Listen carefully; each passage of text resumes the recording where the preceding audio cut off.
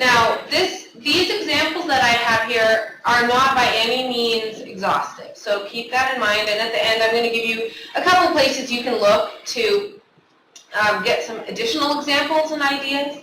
But I think this will give you the general idea. How many of you do you all have your resume developed right now? Okay. If I were an employer today and I asked to see your resume, how many of you feel like you would be very confident that it looks really good? Okay, no hands? So not so much. Okay. Well, we'll go through some things. Like I said, if you have questions, feel free to jump in with that. Why do you think that we use resumes and cover letters? Why are they important? Why don't we just, write a little note and then they give us an interview and then that's that? What's the purpose? I guess the employer wants to know some background information before they actually fill you. Right. Give them some background info. Tell them about yourself. Okay. What else?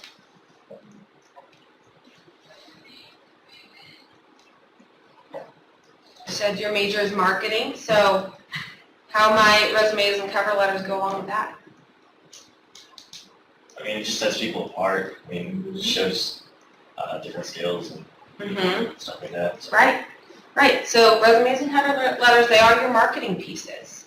They're not going to necessarily just list everything you've ever done and bullet point just facts, right? They're going to highlight some key skills, some key experiences, and hit those keywords. So you're really marketing yourself to the employer. Okay? Marketing, so you have the experience needed. A lot of times when you go into that interview, the employer's already looked at your resume and cover letter. They know that you could do the job because you have the experience. And that's why they brought you in for that interview. But they're then wanting to know, will you do the job? Will you fit into that culture? Are you a motivated person? Those are harder to show through the resume and cover letter. These may answer any unanswered questions that the employer might have. So for example, if you've changed your major a couple times, and that's reflected on your resume, in your cover letter you may be able to explain why that happened if it's relevant.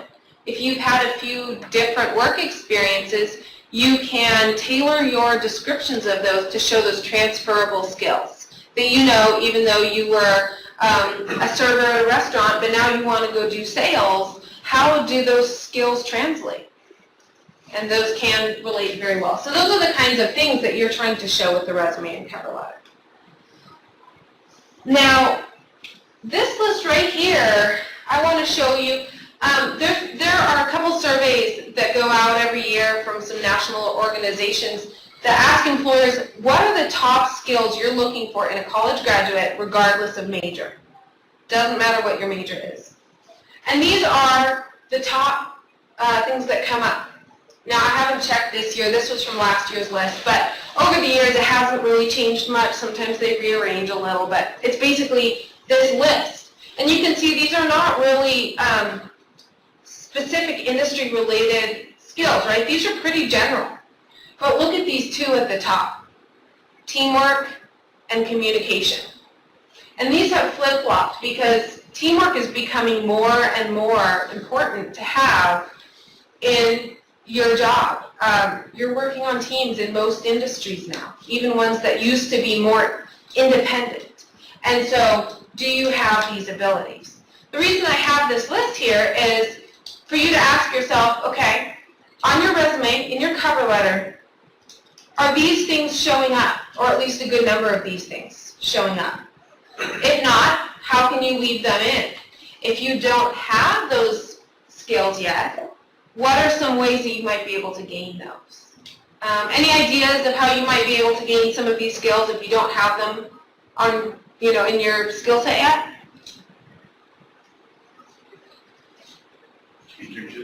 Internships. And after you graduate, even as a senior, sometimes you're able to get into internships. So if you're not sure, you're having trouble finding a job, that could be a good route to go. What other thoughts? Are any of you part of any professional associations relating to your major yet? maybe for accounting, or marketing, business, psychology. There are a lot of professional associations out there where you can join committees, be part of discussion boards, go to conferences. So, for example, people in my office are part of the National Association of Colleges and Employers. We go to conferences every year. We gain skills through those conferences, and we're also part of committees through those. So those are some ways, and of course there's many other different ways, but be thinking of that, okay? If you are not a good writer, then look to take a writing class. Gain those skills, because that's going to be real important. And then reflect those on your resume and your cover letter. Now, I will jump into the pieces of the resume, and as I do this, if you have your resume, have that in front of you, be looking at it, be making some edits, and then also I gave you those handouts there so you can refer to those as some examples. And also, after I go through this, if you want, I can hang out for a minute. If you want me to look at your resume, if you have a quick question, I can do that. If it's going to be a more in-depth review, I'm happy to meet with you in our office on another day and take a look at that. So that's one thing our office offers. All right, important, header. They need to know that this resume comes from you. And here are a couple of different formats that you can do. Are any of you planning on maybe going back to stay with your family for a little while until you get situated with work? Any thoughts on that? Or maybe you already have housing lined up where you're going, but right now you're living here. So that's where the current and the permanent address would come in. So an employer knows if they're going to mail you something, okay, he graduated from college, he's probably not here anymore, we'll send it to the permanent address. If you just have the one address and that's where you want stuff to go, then you can use the one address. And these are just a couple of ideas of formatting. As you can see on your examples there are several other ways you can format them. Your address, city, state, zip code, and then also your email address and your phone number. Now, if you're about to graduate, you're going to want to start establishing for yourself a personal, professional email address. Because once you leave tech, in something like 6-8 weeks, your tech email address is gone. So you want to have something already there that employers have established to use. And just a tip, if you are using a personal email address and you're putting it on your application materials, make sure to develop your own professional sounding email address. And by this I mean not prettyandpink@gmail.com. Somebody I know had previously used Ben Smokengrass, and I told him, you better don't put that on your resume. And so thankfully he changed it. That is not something you want to include on your resume, your cover letter. And then same with the voicemail message on your phone. Some things I get are a voicemail maybe like, hi, you've reached Joe. I don't want to talk to you today, so call me back later. Or, ring, ring, ring, ring, ring. You've reached the voicemail of 806, blah, blah, blah. Doesn't give a name. So then I'm sitting there wondering, well, is this even Joe? Or did I call the totally wrong number? I guess I'll leave a message, but I have no way of knowing if I got the right person. So if you fall into either of those, make sure to get a voicemail message that sounds professional or at least states your name so they know if they call, they've reached you. Why do you think the silly email address, silly voicemail message are not good ideas? Just curious. Doesn't sound professional. Doesn't sound professional? And what could be a consequence of that?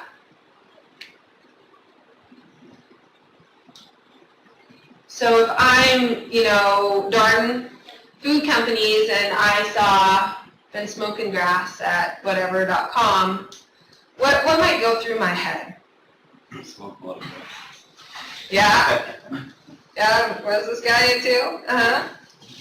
I also might think, well, if this person can't even represent him or herself well on a resume, how are they going to represent my company well? Do they even care, or are they just throwing around resumes? So by setting your own professional email address, like first.lastname@gmail.com, you're telling them that you really care to take yourself seriously and also take this application seriously. So just keep those in mind. I know I kind of talk about that for a while, but you'd be surprised at what people use on their resumes. I've seen some really not so good things, and I've talked to employers who said it could be a great resume, great experience, but that silly email address, because of that, it went in the no pile. And so some employers are not going to be that picky, but some of them are, and you never know, who you're going to get there. Okay, and then also you'll notice on the header that the name is bigger. It's about you. Make your name pop out. Don't make your name size 30 font, but maybe 14 to 18 point font and bold, so it stands out a little bit. If you have a 2-page resume, which we'll talk about in a minute, then you would either repeat your whole header on the second page, or you'd at least have your name and then page 2 underneath. So if it gets separated, you know where it goes. A lot of times I see this on a resume, and I think this is a really good idea, to have a skills or a qualifications section toward the top of the resume. What this does is it captures the essential elements of you and your experience, and in a quick snapshot hits those keywords from the required or maybe even preferred qualifications and tells them the highlights about you. So if this is what you're looking for, keep reading that resume, and that's essentially what it can do. Qualifications would be 4 to 6 key skills or certifications. Short and sweet, you don't need a ton of them. Sometimes less is better. Does anyone here speak a second language or a first language? Yeah. Okay. So you might include that. If you're bilingual, or even if you're just conversational in another language, but you can carry on a basic conversation, that would be a good thing to put. If it's less than conversational, I wouldn't worry about it. But if it's something you can use, you would include that. Something like this, strong written and verbal communication skills. If you're going into, taxes, name a couple of the computer software programs that you are good at, that you possess. Whatever from that, let's say in that job description, they're requiring you to have sales experience for that job. Well, if you have some sales experience, maybe you could mention that. Experience working in sales, or experience selling products to various customers. So you can tailor this. Don't just use generics. A lot of times, on here I'll see hardworking, creative, fast learner. Well, anybody can say that. That wouldn't tell me much as an employer. But if you can get a few quick specifics in there that relate to that job description, that's what you're going for here. Any questions on that? Okay. One thing I don't think I included here, or maybe it's on another slide, the first thing on the resume that you might want to include if you are applying to specific jobs would be an objective. And just say objective, and it would be real short and sweet, like to obtain tax accountant position at, Big Four is escaping my mind right now. EY. What's that? Ernst & Young. Yeah, Ernst & Young. That's what I was trying to think of. I was like, I knew this at one time. Ernst & Young. Okay. Or it could be broader, to obtain outside sales position in the field of fill in the blank. That could be a little bit broader. Now, if you're going to use this at a job fair and you're going to be applying to a variety of companies, or you're going to post this online where a variety of companies will look, then you don't need to worry about an objective. But if you're applying straight to a company or to a few companies in the same industry, same types of jobs, objective can really help to draw their attention to what exactly you want. especially if, have any of you, if I looked at your resume, would I see a wide variety of jobs and experiences? So especially if it's like that, you've done a bunch of different things, objective, and some things like the qualification section can really help to funnel that, to tailor that to that job. Okay, there it is. I need to switch that slide around, but there's an example for you. Okay, next would be education.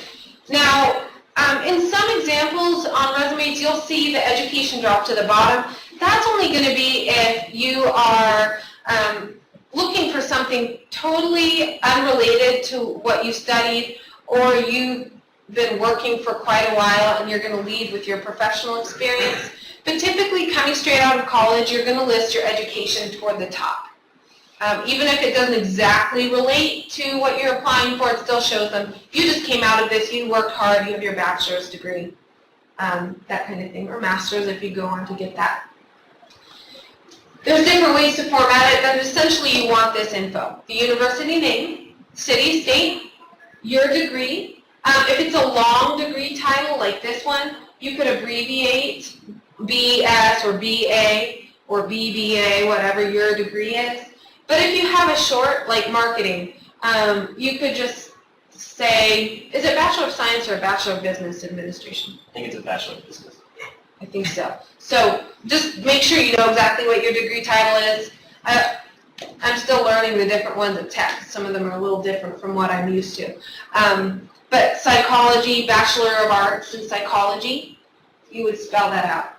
Date of graduation. You don't need a lot of words there. It could just be, August 2014, December 2014, whatever that is for you.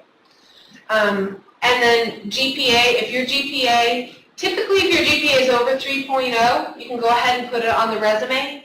If you're trying to get a job that has a more prestigious kind of requirement as far as GPA, you might leave it off and lead with your experience, because they often will still look at that experience even if your GPA isn't so high. So kind of play that by ear as you research your job targets. And then if have any of you transferred from another college maybe? No? Do you all just go here? Okay. Anybody study abroad? Okay. So study abroad could go here. That looks great. You've been abroad, you've seen diverse things, you can handle the stress of traveling in a foreign country. So it could just say study abroad, where you studied abroad, and then the name of the program that you studied and the dates you did that. If you have some key info under there that you want to include, you could even put a bullet point or two. But that's definitely a good thing to put under education. Any questions on that? Anything that maybe you have that might fit under education but you're not sure? Okay. So that's basically what that looks like. And then the experience. This is really the meat. So how many of you have had internships? I see a show of hands. Okay, no internships. How many of you have had jobs that relate to what you want to do? Okay, good. So if you haven't, you're going to have to work a little harder on this section to market yourself, but there's still ways to do that, even if your experience doesn't quite relate. If you've had, so since you don't have internships in this room, you might change that heading to say related experience. And then you list that job that relates to whatever you're applying for. Also, when you use a heading like related experience, if you had some experience that wasn't paid, but was very hands-on, where you were in charge of something, you were essentially working, you could still list that. So even volunteer type jobs where you were really doing a lot could still go under related experience. So that's the advantage of using a different sort of title there. Company name, city, state, your job title, and often you'll see the job title bolded because it draws more attention to you. You could also bold the company name, but be careful about getting too much bolding in there because after a while it sort of cancels itself out if you bold too much. So you want to highlight things. Same with italics. And then date range. So if you're still there, it's to present, just month and year of that range.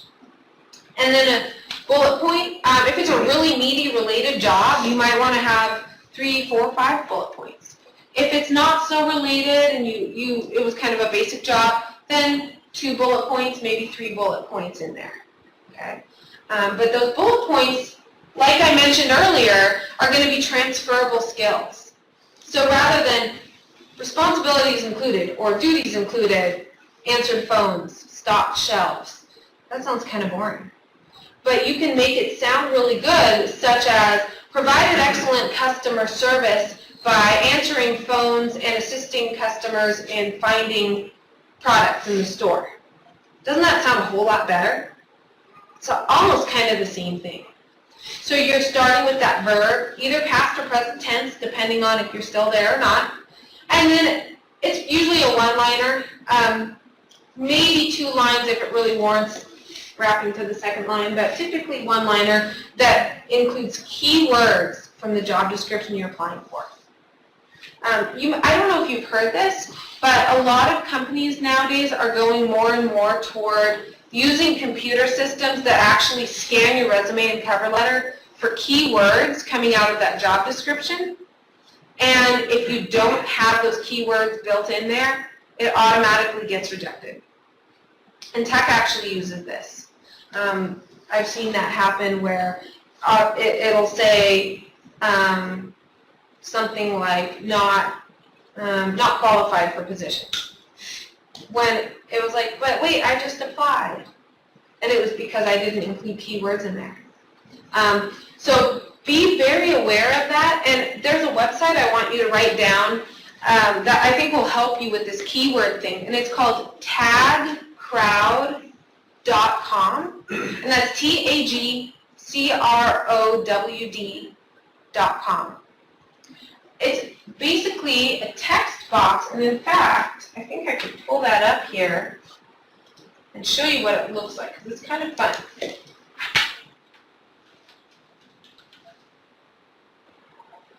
Okay, it's really basic like this, right? So if I went to, let's say, just for sake of time, I'm going to go to Indeed.com, which is a pretty good job search site. It's pretty basic. And I typed accounting. And I got this accounting associate job. And then I pull that up, okay? You can see here, there's a job description. So I'm going to copy and paste some or all of it. If you feel like there's a key chunk that you want to look at, you could do that. You could copy all of it as well. And then I paste that in here. And then I hit visualize. Then it gives you some big words that you might want to leave in to indicate you have experience in processes, in reports, in accounts payable. Those are some jobs those are some areas that are going to be really important to that job. So you can use this. Now, it does kind of, the usefulness does kind of depend on how good of a job description it is, how well written it is. Sometimes you'll see words like and pop up, but you can actually go down here and type in, don't show words, and, the, requirements, those kind of words. So you can qualify a little bit there. It's a pretty cool site.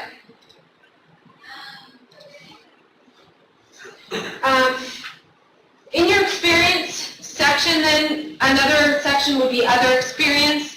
This is where your unrelated jobs go. Like in this case, this person wants to be a financial planner, but worked at Starbucks. Now the Starbucks job still includes some bullet points there, collaborated with team members, provided excellent customer service, running an efficient store. Really, maybe some keywords, some really related sounding words there, but it's a minimized job. If you have not had any related experience, but you worked, then work experience would be a fine title. But make sure to use keywords and transferable skills. Any questions on that? So if we move on here, these are some other categories, and I didn't really build examples off of this just because these categories really just depend on the person, on the resume, on the experience. Have any of you been involved on campus? Any clubs, organizations, anything like that? Okay. If you've had leadership, like you held an officer position maybe, that would be, you could call that campus leadership. If you were just a member, you could call it campus involvement. These would be clubs, campus chapters of things, fraternity, sorority. If related and you feel like it might interest the employer, sports involvement, like you said, you're kind of looking more in that athletic training, sports, coaching kind of area. Sports would be really applicable for you to include, even if it was just intramurals. And then professional membership and involvement, if you have done campus club stuff, but you also have been part of some campus chapters for your industry, you might want to split that out into a professional membership section. And these would just usually include the name of the organization, a title if you had one, and the dates you were involved. And if you were really involved, you might put a couple of bullet points there as well. Kind of depends. How many of you volunteered in the community? Okay. So if it's recent and if it's in some way applicable, you might include volunteer experience or community service. And when I say in some way related, if it was a big experience that was recent where you really went regularly or it was a big event, probably go ahead and include it because a lot of companies really value that philanthropy. And especially if you know the company does, go ahead. Now if you did that your freshman, sophomore year, it's been a long time, you haven't done anything since, I wouldn't put it on it. So it really just depends. For psychology and pharmacy school, a lot of times, you know, you might help in the community or help at the hospital. I don't know if you've done that kind of thing, you have. So that might go under volunteer experience or related experience, just depending on how big of an experience it was. And then honors and awards, those do usually drop down toward the bottom, but you might still want to have those on there. One thing I didn't mention, under the education section, if you have a very specific major or your classes relate but you don't have much experience on your resume, you can include a new section under here called related coursework. And those would be 4 to 6 classes that relate to the job you're applying to, and they may switch out depending on the job you apply to. But upper division classes that would make the employer go, oh wow, well look, he does have that experience, or oh, that's a really interesting class, I wish I knew more about that. I think I'll bring him in for an interview and ask some questions here. So that's another thing you can do, especially if you don't have a lot on that resume. It can help kind of, you know, fatten it up a little bit. All right. So those are some of the basics of resume writing, and like I say, these are just examples. The university, I didn't change that last slide. The resume critique day, are you all graduating in the summer? Anyone here in the fall? Okay. So resume critique days won't matter to you so much, but resume critiques we can still do. And even if you go somewhere else, you can call the office and say, I have a resume to be critiqued, but I'm in Dallas, I'm in Austin, I'm in Colorado. Could I send this to somebody and have somebody look at it and get back to me? We can do that. I call first just so it doesn't get lost in the general email box, you know. And same with cover letters. We also on our website have a lot of tips and videos on resume and cover letter writing, so you might want to look at that. And we have something called Optimal Resume, which is actually a resume builder, and you can use it for that, but it also has just a lot of samples. So if you want to build your own, but look at some examples for your industry, that can be really helpful. And then you can look at entry-level, mid-level, or experience-level jobs, or resumes. So that can really help you out. Like Optimal Resume, it also gives you some really some more variety of examples than what I showed you in mine here. So just keep in mind, resume and cover letter, these are your documents. So yes, there are some guidelines, some rules, some ideas that are better than others, but when it comes down to it, you don't need to have your resume look exactly like your classmates' interview or resume. The exception is if you're business and you want to upload your resume to HireRalls, they have a resume reviewer, and you need to go through that person to have your resume looked at to get your resume up on HireRalls. The University Career Center has a website currently called Rater Jobs. It's about to change to Higher Red Raters. We don't require you to have your resume looked at to upload there, though it's always a good idea to make sure it's as good as it can be. But just that little difference there, just so you know about. Okay. And then references list. I have that here because a lot of people go try to put this on their resume. Your references list will not go on the resume, but it'll actually be a separate section. Same font, same paper, same header, like your name at the top, and then it would say references, and then this is basically what it would look like. Employers sometimes ask for this when you apply, sometimes they don't, so pay attention to that. If they don't ask for it, then just have it prepared with 3 to 5 references. Professional references or academic references are preferable, and then bring it maybe to the interview if you get an interview with them. So just keep that in mind. Any questions? We'll move on to cover letters, but I went over a lot all at once, so if you have any questions, this is a good time to throw those in. Is there anything on your resume that you're maybe seeing some discrepancies with? Yeah. You mentioned 2-page resumes at one point. What are some guidelines to decide whether a 1-page or a 2-page is appropriate? And are there certain industries or sectors that frown upon 2-page and versus? I'm glad you brought that up because I forgot to bring that around full circle. Yeah, my answer is kind of it depends.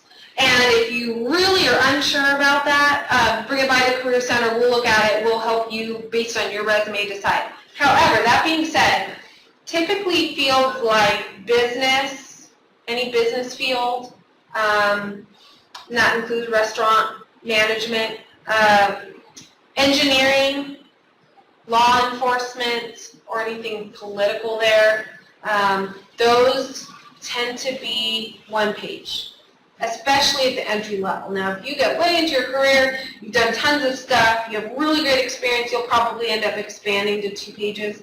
But entry level, 1 page. So it's more of a snapshot for those fields. Really, it's going to be basic, short and sweet, hit the highlights. Fields like psychology, medical, athletics probably I would say more 1 page, but if you're going more the teaching academic route, probably be more. So you can see academics, oftentimes you have what's called a curriculum vitae, CV, and that's as many pages as you want it to be.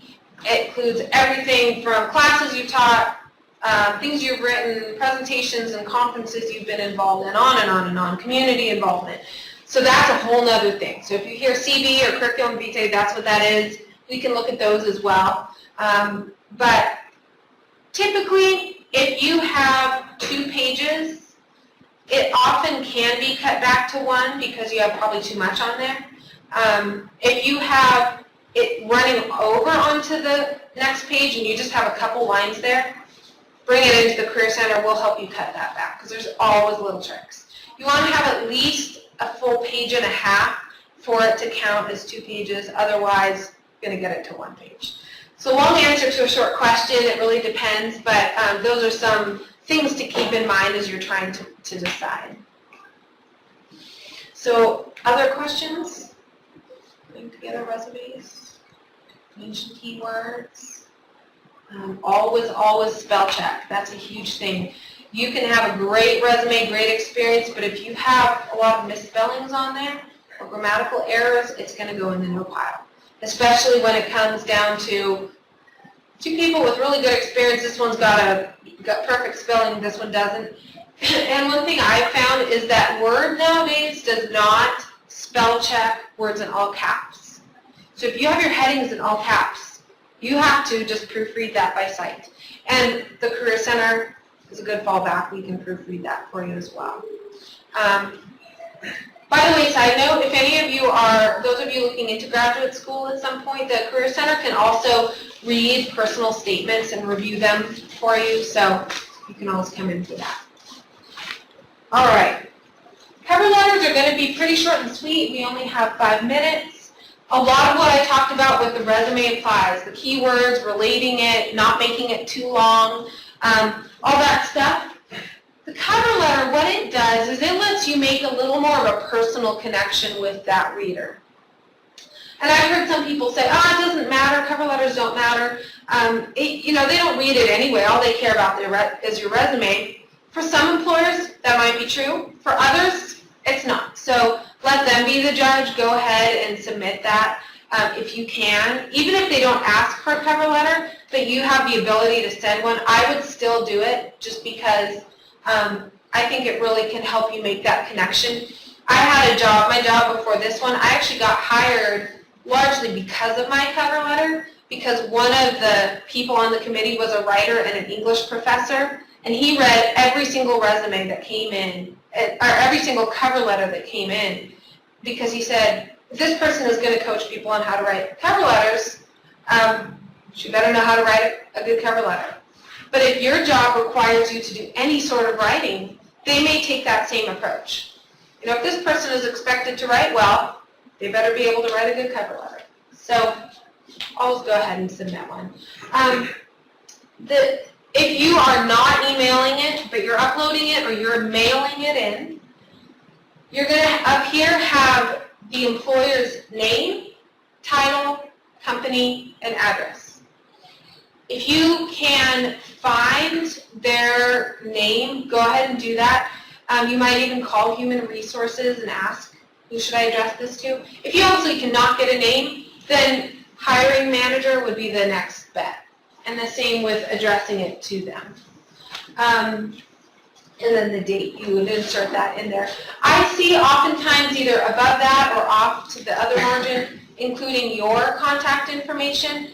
But I've also seen it below the signature line, which I think is how I have it in here. So either one works. This is what goes into a cover letter.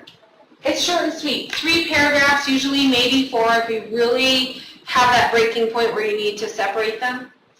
The opening paragraph, it introduces yourself, including maybe your major when you graduate, states your interest. I'm really excited to apply for the position of fill in the blank, accountant for Ernst & Young. And then how did you learn about the position? If somebody referred you, name drop them there. If you found it on Rater Jobs or Hire Red Raters or Hire Walls, name drop that there so they know. It's kind of a courtesy for them. And then in there you might also mention, I really believe my skill of A and B would be a great fit for your company, and I've, been interested in your company for a long time because of the mission of philanthropy. You can make them feel good there. Middle paragraph is the meat. You're going to write about how your top maybe 1 to 3 skills fit that job, and share an example. So don't restate your resume, but maybe you say, for example, in my last position, I had the opportunity to work on this project, and through that, I demonstrated my skills of A and B, and this is something I'd be able to bring to your company. And then the closing paragraph, you restate your interest. You request an interview. Maybe say something like, I look forward to interviewing with you soon. Mention your plans to follow up. You could say something like, I plan to follow up in 2 weeks, just to see where you are in the process. Thank you for your time and your consideration. Always thank them. So pretty short and sweet. And then your signature could look like this. You always want to sign it there if you can, or electronically sign it. And then enclosure down here indicates your resume. You could also indicate references there, whatever else would be included with that letter. Now, if this is in an email, you're going to do away with a lot of the formality of the addresses and stuff and the date, and it's just going to go in that body text. So kind of pay attention to that. I think we talked about this, using keywords, professional language, avoid any controversial topics on your documents. If you do print them, use resume or business paper. It's a little heavier weight, but not cardstock. And don't print back to back if you print. Make 2 separate pages and paper that clip them together so they notice both pages and it's easier for them to take apart. So you want to remember that, okay? So our contact information here, if you'd like to call us, come in and have us review your documents, we're happy to do that. And like I mentioned, on our website we have Rater Jobs, we have Career Shift, both great for researching and reviewing job postings, and then a lot of tips and videos on this. So thanks for your attention and good luck.